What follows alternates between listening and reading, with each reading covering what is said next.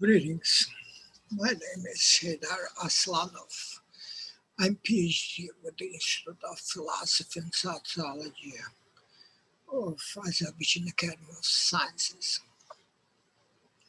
Also, I'm teaching some psychology and sociology at Baku State University. First, I'm really grateful to our conference organizers for this wonderful opportunity to reach distant audience using all this digital technologies. Evidently, digital environment expands dramatically, entering and transforming every aspect of our daily life. But my concern is the future of philosophical knowledge in this cyber environment. Can we retain the ability of cognitive reflections and mental abstractions? So I called my paper Cybernetic Transgression and Diogenes last Heydar. The very sovereignty of philosophy is questioned and even infringed by two major transgressive trends. One is cyber totality, the other virulent equalization. Let's reflect over cyber totality first. What cyber is to us? We used to produce qualities, including intellectual ones. But the production itself is not a point anymore. All these concerns have gone with modernity of last century. Now we concentrate today on consumption of quantities. As we consume, while we count, and while consuming, we overcome the quality to make consumption easy.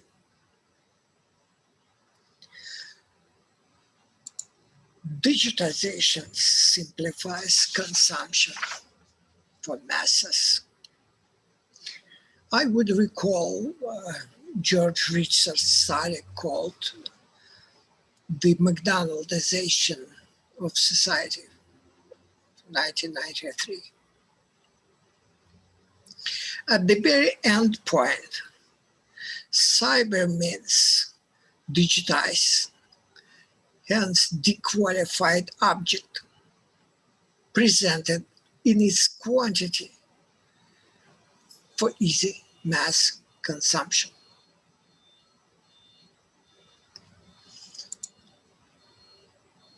What constitutes totality here? Cyber actually goes beyond any borders and increasingly expands over basic social institutions. There is nothing left that's not digitized today. Please look at this.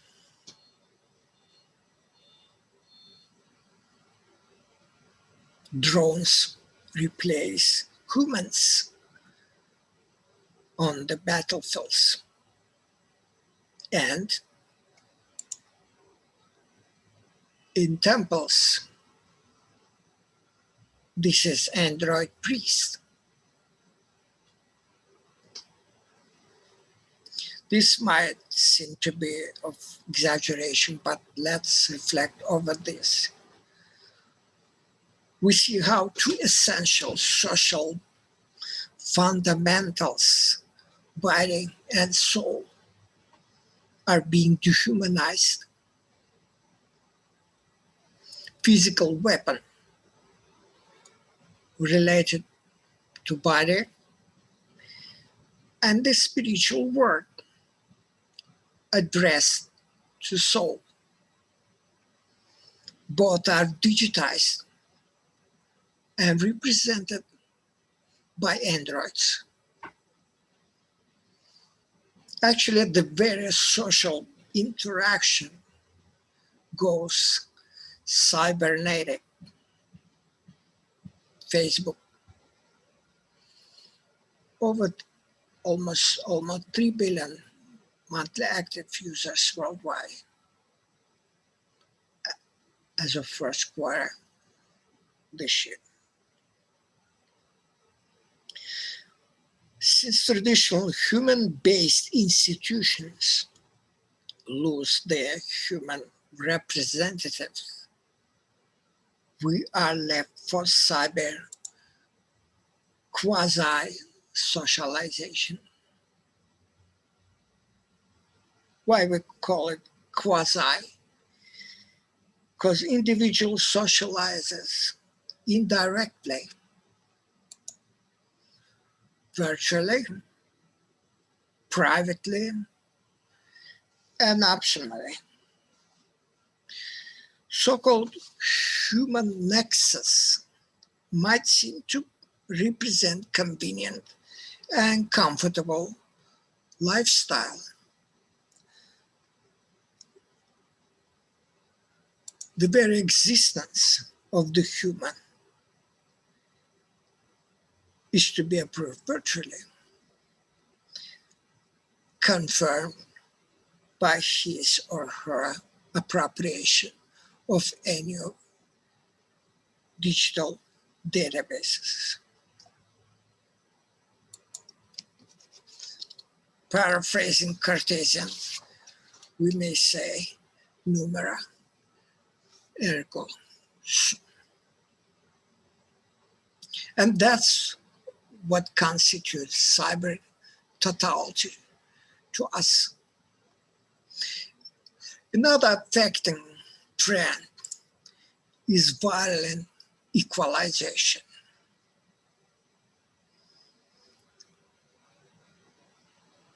What's equalization here?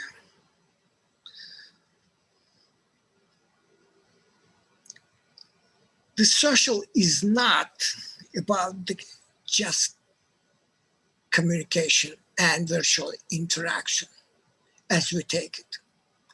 Real social is about the hierarchy, whatever that means.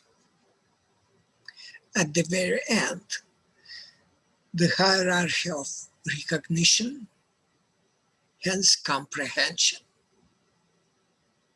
The hierarchy of notions the logic is based on. But digitizing puts it different. It brings everything to common denominator, which equalizes. The process is commonly accepted as harmless and favorable development, ensuring equal opportunity to everybody's comfort and satisfaction.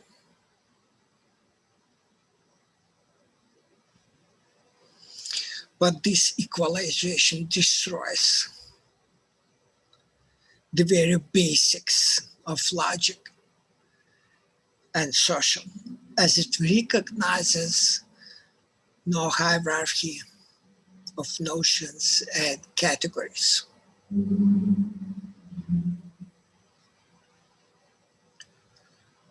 Now let's see why this equalization is virulent in nature.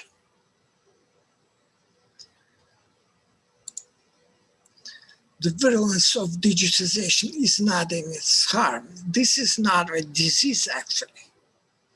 The virulence is in its unconstrained, uncontrollable proliferation, expansion, transgression.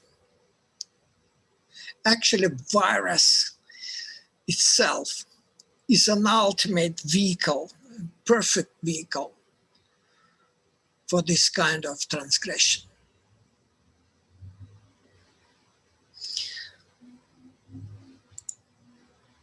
We see the paradox. The more digitized is the environment, the more real is the individual. And the main point here is that in resistance to that process also goes digital in turn.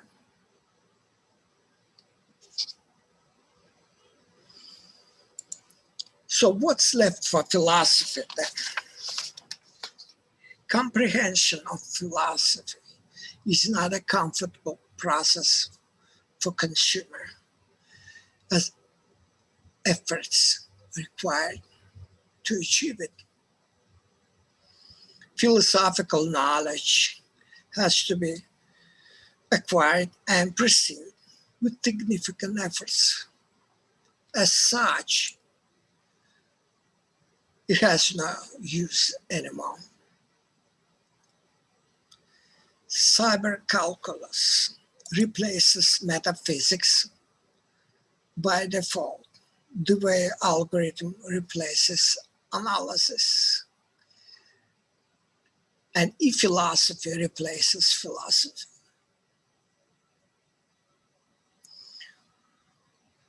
What prefix E stands for here?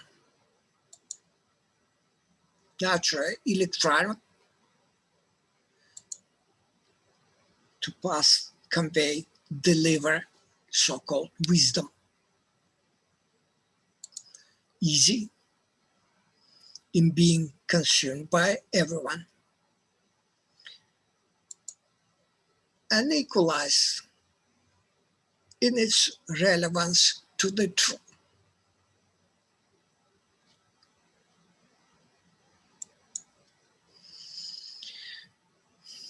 Yes, we're losing real socialization, hierarchy of qualities. We go equal to satisfy masses.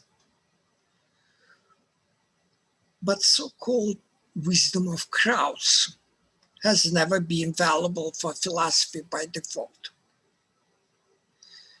Eventually, the classical philosophy is sentenced to dissolve in quasi-social, equalized environment,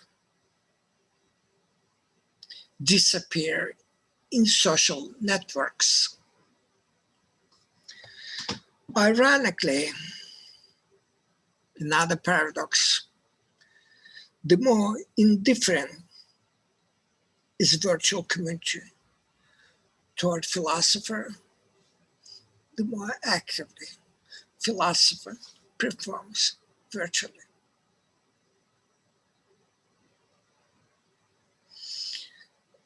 The very aristocracy of cognitive abstraction, hierarchy of narrations, the very ability to reflect over are gone with the wind. Some way Diogenes, back in time, actually dissocialized himself, escaped to save sovereignty of mind in the lonely jar outside the city walls of Athens.